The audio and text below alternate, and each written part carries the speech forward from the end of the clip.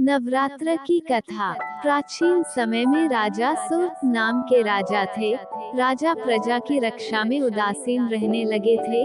परिणाम स्वरूप दौसी राजा ने उस पर चाई कर दी। सूर्त की सेना भी शत्रु से मिल गई थी।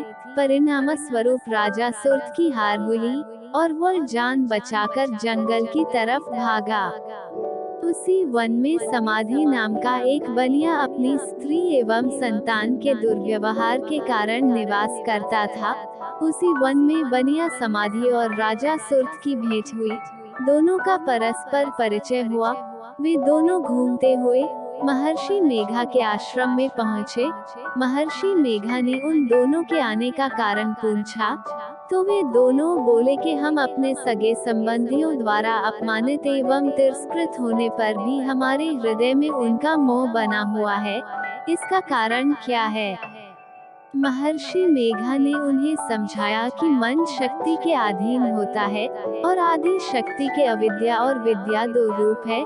विद्या ज्ञान स्वरूप है और अविद्या अज्ञान स्वरूप। जो व्यक्ति अविद्या अज्ञान के आदिकरण रूप में उपासना करते हैं, उन्हें वे विद्या स्वरूपा प्राप्त होकर मोक्ष प्रदान करती हैं। इतना सुन राजा सूर्त ने प्रश्न किया, है महर्षि, देवी कौन है? उसका जन्म कैसे हुआ? महर्षि बोले, आप जिस देवी के विषय में पूछ रहे हैं, वह नित्य स्वरूपा और विश्वव्यापिनी है। उसके बारे में ध्यान पूर्वक सुनो। कल्पांत के समय विष्णु भगवान क्षीर सागर में अनंत शैया पर शयन कर रहे थे। तब उनके दोनों कानों से मधु और कैटब नामक दो दैत्य उत्पन्न हुए। वे दोनों विष्णु की नाभि कमल से उत्पन्न ब्रह्मा जी को मारने दौड़े।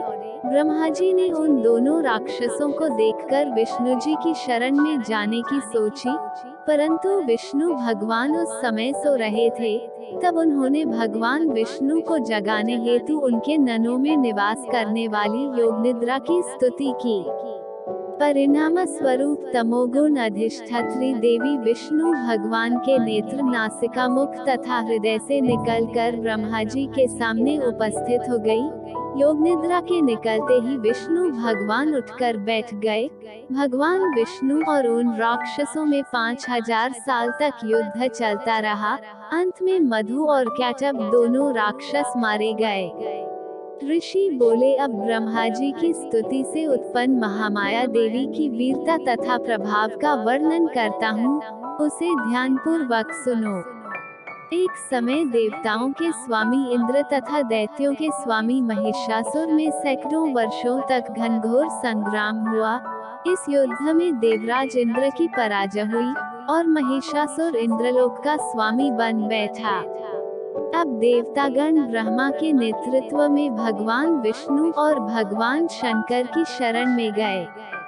देवताओं की बातें सुनकर भगवान विष्णु तथा भगवान शंकर क्रोधित हुए।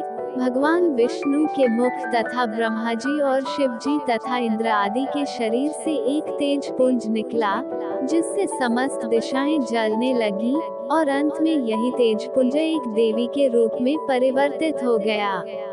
देवी ने सभी देवताओं से आयुध एवं शक्ति प्राप्त करके उच्च स्वर में अट्टहास किया, जिससे तीनों लोकों में हलचल मच गई। महिषासुर अपनी सेना लेकर इस सिंहनाद की ओर दौड़ा। उसने देखा कि देवी के प्रभाव से तीनों लोक आलोकित हो रहे हैं। महिषासुर की देवी के सामने एक भी चाल सफल नहीं हुई और वह देवी के हाथों मारा गया।